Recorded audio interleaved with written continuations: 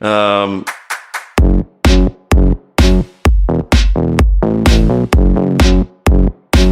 Opa, eu gostaria de começar a discutir aqui no canal o conceito da função gama, certo? É uma função super importante e, para ser sincero, é uma das minhas funções favoritas. Só que eu não queria colocar logo a definição dela e começar a trabalhar daí. Então, o que eu vou fazer é mostrar uma forma que a gente possa derivar a definição da função gama, certo? Então, eu vou começar com uma certa função, com uma certa integral, e eu vou mostrar como a gente pode chegar na definição da função gama, certo? Então, a gente começa pensando em uma integral de zero até infinito, ou seja, é uma integral imprópria, de e elevado a menos ax dx, onde esse a é simplesmente uma constante, é um número para a gente, certo? A gente sabe resolver esse tipo de integral, a gente sabe que isso vai ser igual a menos e elevado a menos ax dividido por a, de zero até infinito. E quando a gente colocar os nossos limites de integração, quando essa função aqui está tendendo a infinito por causa desse sinal de menos no exponencial, essa nossa função vai para zero. A gente vai ter esse sinal de menos mais o sinal de menos do teorema fundamental do cálculo, então eles se cancelam. Quando x tende a zero, essa parte aqui do exponencial tende a 1, então a minha integral vai ser igual a 1 sobre a. Certo? Então a gente sabe que essa integral aqui nada mais é do que igual a 1 sobre a. Agora, o que eu vou fazer é derivar ambos os lados. Quando eu derivo uma integral, fique claro, eu vou derivar em relação a, certo? Isso significa que, quando a gente olhar para essa integral aqui, x vai ser uma constante para a gente, certo? A gente está derivando em a. Então a gente tem que a derivada da nossa integral vai ser igual à derivada de 1 sobre a. A gente pode usar a regra de Leibniz e trocar a ordem de integração e derivada, ou seja, isso passa a ser uma derivada parcial em relação a de e elevado a ax, dessa forma. Derivada de 1 sobre a gente sabe fazer, a gente sabe que é menos 1 sobre a ao quadrado. Quando a gente derivar, quando a gente fizer a derivada parcial dessa coisinha aqui dentro, a gente vai ter que a integral de zero até infinito de menos x e elevado a menos ax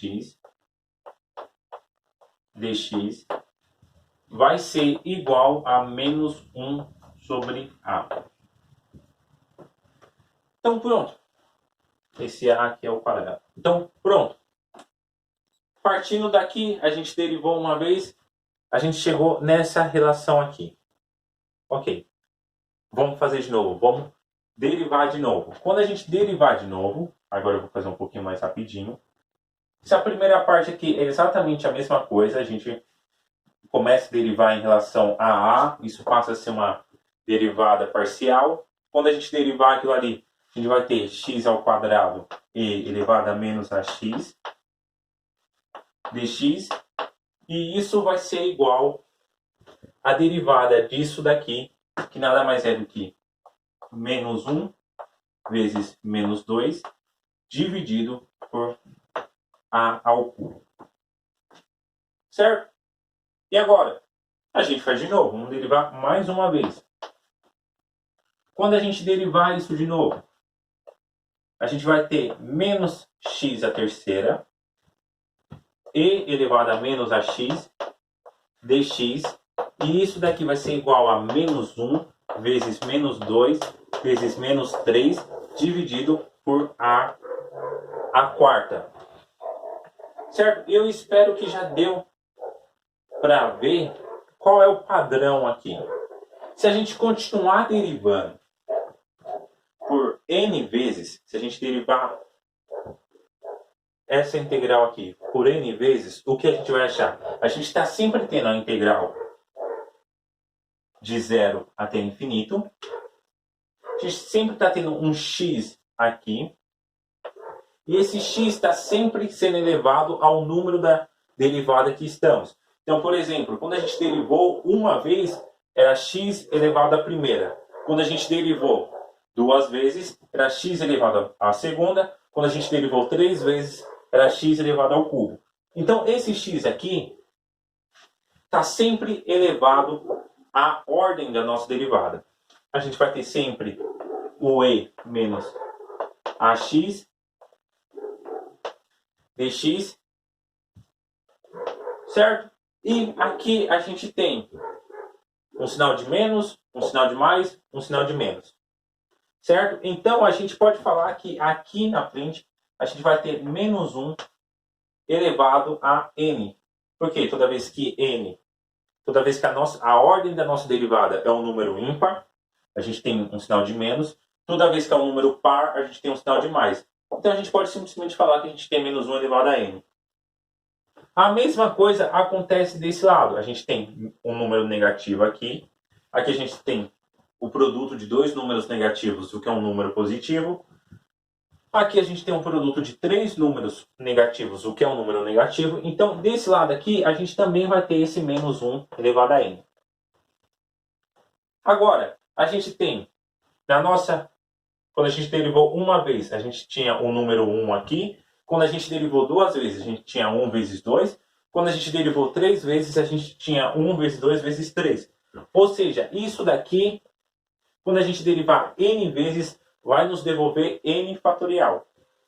E a gente sempre tem o número a elevado a uma ordem maior do que a nossa derivada. Então, por exemplo, a gente derivou uma vez, a gente tem a ao quadrado, a gente derivou duas vezes, a gente tem a ao cubo. A potência de a é sempre uma unidade a mais da ordem da nossa derivada. Muito bem, então a gente chegou nessa relação aqui, certo? Então a gente pode se livrar desta parte e discutir o que isso significa. Primeiro, a gente tem esse menos 1 aqui elevado a n, e do outro lado a gente também tem esse menos 1 elevado a n. Então a gente pode simplesmente dividir ambos os lados por menos 1 dividido por menos 1 elevado a n, e isso some. Beleza, se a gente fizer a igual a 1, certo? A gente chega à conclusão de que deste lado aqui eu só vou ter n fatorial. E isso vai ser igual à nossa integral de 0 até infinito de x elevado a n vezes z elevado a menos x dx. E essa daqui vai ser a nossa base para definir a função gama.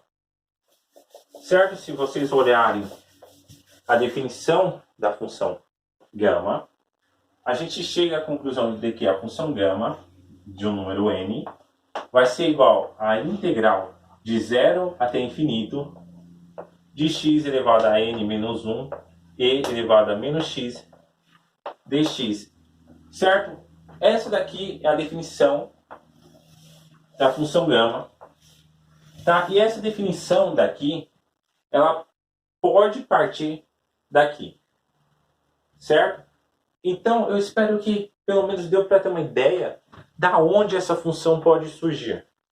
Certo? Uma ideia de pelo menos, assim, não começar direto da definição, chegar e falar, ó, a função gama é definida dessa forma aqui e ela pode ser tida como sendo uma extensão do fatorial. Tá? A gente não parte disso, a gente parte, olha, partindo de uma integral, a gente consegue chegar nessa relação aqui e dessa relação a gente define uma função de tal forma. Certo? A minha intenção é que nos próximos vídeos eu possa discutir um pouco essa função, mas agora pelo menos vocês já têm uma ideia da onde ela pode surgir. Tá bom? Eu espero que deu para ter entendido. Qualquer coisa, deixa aí um comentário, se inscreva no canal, deixa um like, faz essas coisas que o youtuber pede para fazer. Certo?